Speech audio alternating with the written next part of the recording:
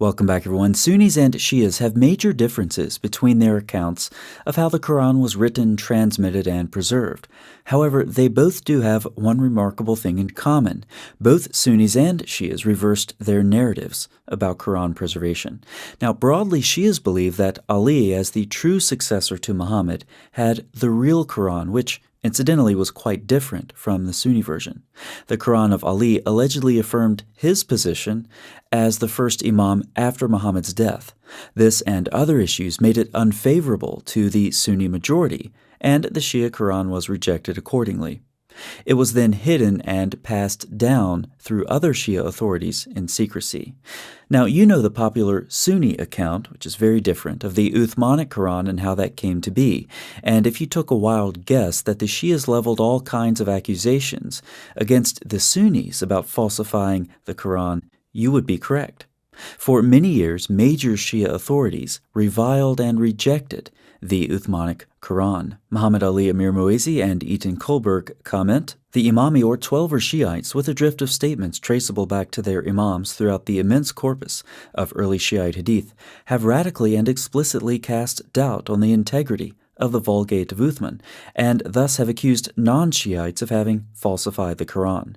Virtually all of the pre-Buyid Imami works that have come down to us, that's prior to the middle of the 10th century, written as they often were by recognized religious authorities, evoke at greater or lesser length, in direct or indirect manner, the falsified character of the version of the Quran known as Uthmanian." Virtually all Shia authorities before about the middle of the 10th century said the Sunni Quran was falsified, but then many Shia authorities started to reverse the narrative and affirm the veracity of the Uthmanic recension.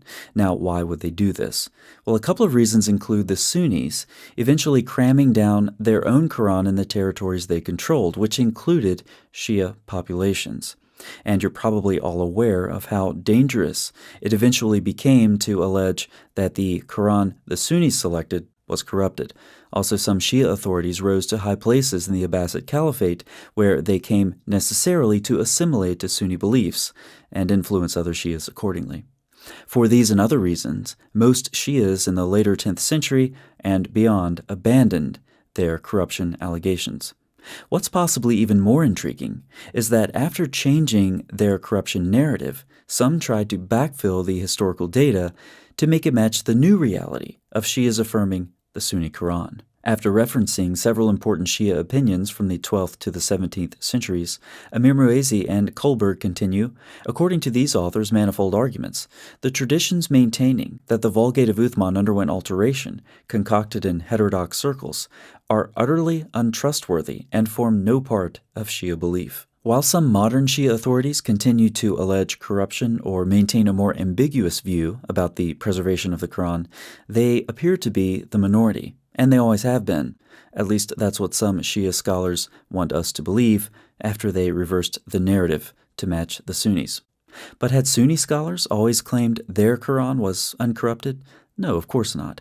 You know lots of stories from Sunni sources that talk about totally or partially lost and eaten verses and surahs, disagreements about Quran recitation, and so forth.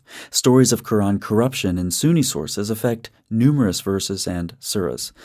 But weren't these accounts later very damaging to the Sunni doctrine of the Quran? Absolutely.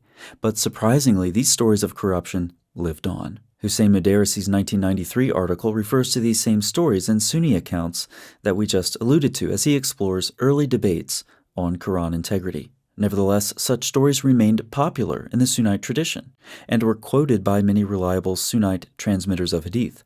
Over time, the material concerning alleged omissions and alterations in the Quranic text grew into monographs of considerable size in Sunnite literature.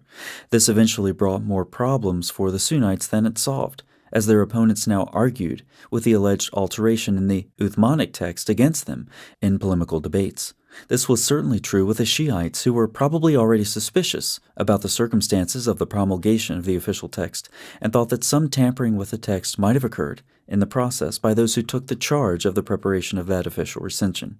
Faced with this challenge, Sunnite scholars later began to distance themselves from the early reports and instead emphasize the incorruptibility of the text of the Quran. Sounding familiar, isn't it? And just like the Shias, the Sunnis tried to rewrite history too. Sunnite scholars later forbade quotation of and reference to that genre of early material, that is, the early reports of corruption, even when it was transmitted by their own reliable chains of authority. So both Sunnis and Shias alleged corruption of the Quran, documented the same in their own sources, then reversed the narrative and acted like those sources didn't exist, demanding others do the same. And modern Muslim apologists have tried to write their own narrative, miraculous, perfect preservation. And that's the narrative that many of them would still have us believe in one form or another, in spite of the contradiction and complexity in their own sources. So who do you think is right, the Sunnis or the Shias? Or has the evolution of these narratives and their reversals played a part in obscuring the truth of the Quran's compilation and transmission altogether? Let me know what you think in the comment section. Thanks so much for watching. I'll see you next time.